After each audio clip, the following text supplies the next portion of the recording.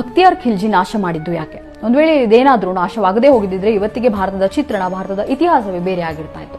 ಎಷ್ಟರ ಮಟ್ಟಿಗೆ ಜ್ಞಾನ ಸಂಪತ್ತನ್ನ ಇದು ಹೊಂದಿತ್ತು ಅಂತಂದ್ರೆ 9 ಅಂತಸ್ತಿನ ಲೈಬ್ರರಿಯನ್ನ ಹೊಂದಿತ್ತು, 90 ಲಕ್ಷ ಪುಸ್ತಕಗಳನ್ನ ಹೊಂದಿತ್ತು. ಬೇರೆ ಬೇರೆ ದೇಶಗಳಿಂದ ವಿದ್ಯಾರ್ಥಿಗಳು ವಿದ್ಯಾರ್ಜನೆಗಾಗಿ ಇಲ್ಲಿ ಬರ್ತಾ ಇದ್ರು. ಹಾಗಿದ್ರೆ ಇದರ ಮೇಲೆ ಆತನ ಕಣ್ಣು ಬಿದ್ದಿದ್ಯಾಕೆ ಅಂತ ನೋಡೋದಾದ್ರೆ, ಆ ಖಿಲ್ಜಿಗೆ ಒಂದು ರೋಗ ಆವರಿಸಿಕೊಂಡಿರುತ್ತೆ. ಆತನ ಬಳಿ ಇದ್ದಂತಹ ಹಕೀಮರ ಬಳಿ, ವೈದ್ಯರ ಬಳಿ ಇದಕ್ಕೆ ಉಪಚಾರ ಅನ್ನೋದು ಗೊತ್ತಿರೋದಿಲ್ಲ. ಎಷ್ಟೇ ಉಪಚಾರ ಮಾಡಿದ್ರು ಇದು ಕಡಿಮೆ ಆಗ್ತಾ ಇರಲಿಲ್ಲ.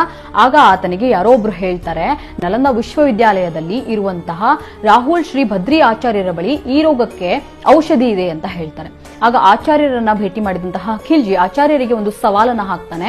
ಒಂದು ವೇಳೆ ನಿಜಕ್ಕೂ ನಿಮ್ಮ ಬಳಿ ಜ್ಞಾನ ಅನ್ನೋದು ಇದ್ರೆ ಯಾವುದೇ ರೀತಿಯಾದ ಔಷಧಿಯನ್ನ ನನಗೆ ಕೊಡದೆ ನನ್ನ ರೋಗವನ್ನ ನೀವು ಉಪಚರಿಸಬೇಕು ಅಂತ ಹೇಳ್ತಾರೆ. ಇದನ್ನ ಒಪ್ಕೊಂಡಂತಹ ಆಚಾರ್ಯರು ಏನ್ ಮಾಡ್ತಾರೆ, ಕೆಲ ದಿನಗಳ ನಂತರ ಆತನಿಗೆ ಕುರಾನ್ ಅನ್ನ ಕೈಗೆ ಕೊಟ್ಟು ಇದನ್ನ ನೀವು ಪ್ರತಿನಿತ್ಯ ತಪ್ಪದೆ ಓದಬೇಕು ಅಂತ ಹೇಳ್ತಾರೆ.